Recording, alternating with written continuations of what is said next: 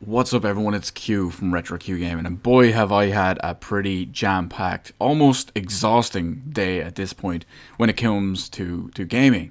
I've had a serious amount of Mario Odyssey going on. I finished the story and I went back and started farming more purple coins, more power moons, bunch of secrets, etc, etc. It's been crazy. I finally decided to take a break, and I've decided in my downtime I'm going to make a little bit of a video. I've been thinking about most of today as well as yesterday, and kind of on and off in the previous week or so. So what is this video, you're wondering about? Well, first off, you've probably already seen the massive amounts of dislikes in this like and dislike bar as it is, as well as probably all the hate-filled comments before anyone actually watched the video, because based on this title, we probably have a crap load of fanboys already coming in, bashing out all kinds of hateful shit and not even listening to what I have to say in the comment section below, because, well, that's what blind fanboys do. Not the good kind of fans, not the good kind of fanboys, but the blind fanboys and the defense force, but that's what they do. Anyway, I've been talking for probably the best part of 2 minutes now and I haven't even said it, but I want to talk about certain developers, specifically in this case Naughty Dog, and something that is unfortunate about their current situation, and that is the fact that they're shackled to the PlayStation 4 and they're held back by the PlayStation 4.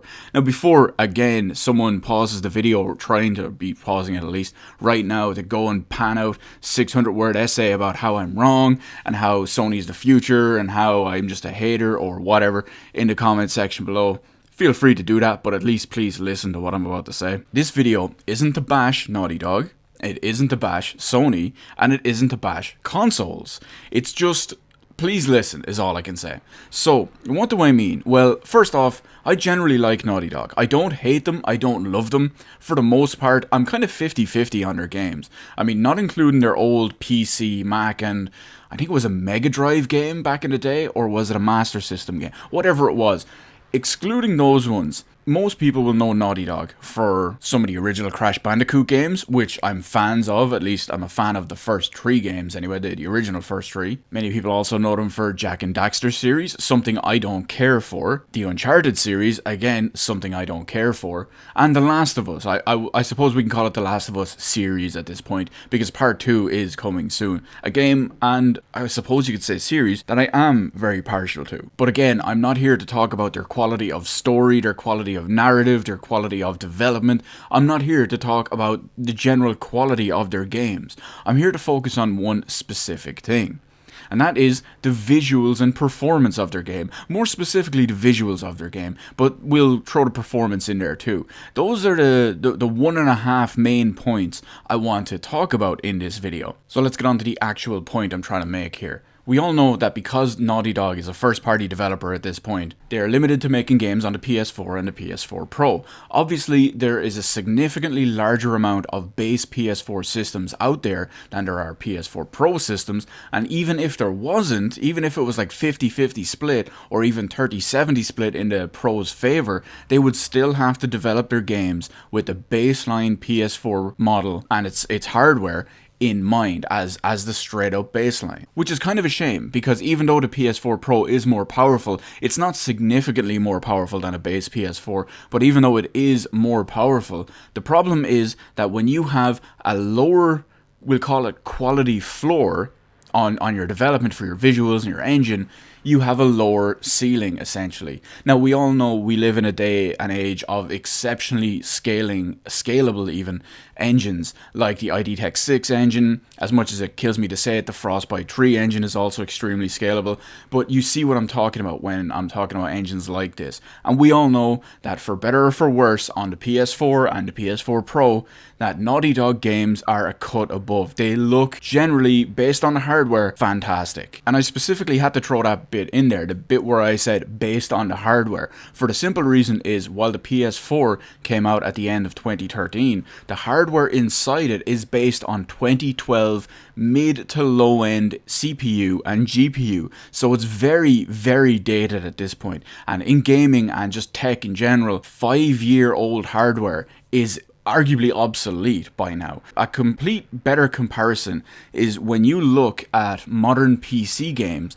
as well as games that, because these games will obviously be multi-platforms that will release on Xbox One and PS4, when you look at the minimum graphical requirements, you will see stuff that would be roughly equivalent to the PlayStation 4 and Xbox One. You'll be looking at something like a GTX 660, or I don't even know what AMD is because they don't make good graphics cards and they haven't ever and probably never will. But the point I'm trying to make is that even though console optimization exists, and yes, it is significantly lower on overhead than a PC equivalent, the point is that the equivalent hardware on PC would run the game at maybe medium to low settings, with maybe 1080p at barely keeping 30 FPS, which is kind of similar to what we see on consoles. We see medium settings a lot of the time, we see 1080p or less, maybe dynamically scaling, and we see games that struggle to keep 30 frames per second. So when Naughty Dog have to develop a new game, let's take The Last of Us Part 2 for example as their next upcoming game, when they have to develop a game, they have to develop it with the base PS4 in mind, which is equivalent to those kind of specs. Now, by comparison, when you look at modern PC hardware, now I'm a bad example because I'm an enthusiast level thing here. I have an extremely high-end PC. I am not your average consumer, but based on popular CPU and GPUs configurations for the more average or slightly above average user, simply just based on sales numbers and sales data, it would be fantastic if we could see something that, say, didn't limit the potential of these games. As I said already, Naughty Dog games look fantastic when you not only look fantastic based on the hardware, but compare them to other games based on the hardware, like let's say other PS4 games. Some of them do look good, of course. Naughty Dog games generally look better. You compare them to the likes of Xbox games, granted the Xbox One is a little bit less powerful, you still see the point.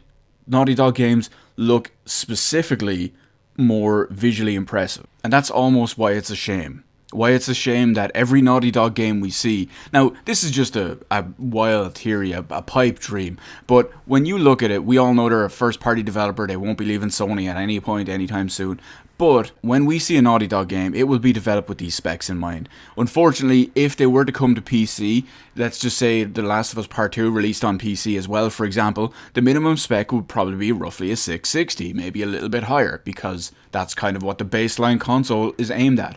But I would absolutely love to see what they could do. They could probably put out one of, if not the best looking game, if they were given, I won't specifically say a console, but if they were given hardware specs to develop for, and they were told, hey, here is the system you're developing for. It's got 16 gigabyte of DDR4 RAM. It's got a physical 8-core non-piece of shit Jaguar CPU. I'm calling the Jaguar shit, that is, not the new one is going to be Jaguar. Hell no. It will be, here's an i7 8-core 16-thread CPU for you to work with.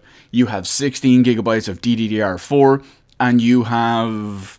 Let's see, what's a good comparison for a modern one? Well, let's call it a GTX 1070. You have 8 gigabytes of GDDR5, clocked much higher, better, faster in every single way, and it's an Nvidia card, not this AMD crap that you're used to working with. So if that was the baseline for their development, that would be crazy. What they could do from a visual standpoint would be brilliant. Because just to give you a quick brief example, what the video you're seeing here is what PC has been doing on a top-end rig from over 6.5 years ago. This video is from March of 2011 on PC, and with how much of a technological advancement we've had, especially with the Pascal 10 series and the upcoming 11 series Volta cards, the difference is crazy. And as well, what they could do from a performance standpoint would be brilliant, because we all know it's probably 99.9% confirmed at this point, or I shouldn't say confirmed, but it's most likely 99.9% what's going to happen,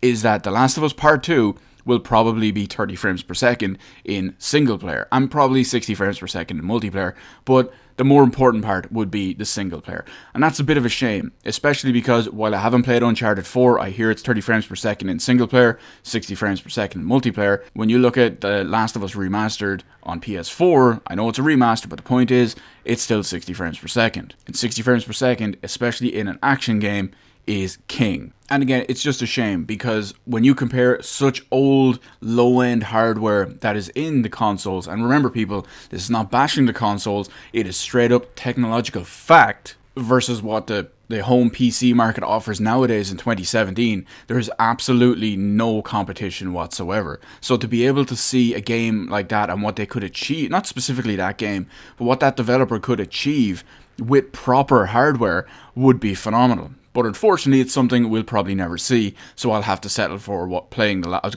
so we're playing The Last of Us Part 2 on my PS4 Pro. So let me know in the comments section below what you think about the whole opinion piece I have here, or whatever you want to call it. Do you think Naughty Dog could achieve true greatness from a visual standpoint if they weren't shackled by the PS4? Like I said, it's not like I'm calling for their games to come to PC, although it would be appreciated. The point I'm actually trying to make is that I'm basically praising them for their visual work, and it's a shame that it doesn't get appreciated more or have the opportunity to be pushed further. So let me know all of that, as well as what other developers and what other games and engines you think would specifically, not so much specifically, but would extremely benefit from having a much higher minimum level of development requirements. I'm sure CD Projekt Red could do amazing things if they didn't have to factor in the cheap ass consoles, or I shouldn't say cheap ass consoles. I don't want to bash it. The outdated consoles. There we go. That's more factual than cheap ass. Because I'm sure Cyberpunk 2077 should look absolutely unbelievably, probably the best visually appealing game ever, but it probably won't be because it will most likely have to factor in the Xbox One and PS4. So let me know all that good stuff in the comments section below. Hit the like button, hit the subscribe button. Thank you for watching, and I'll see you in the rest of the videos in my channel.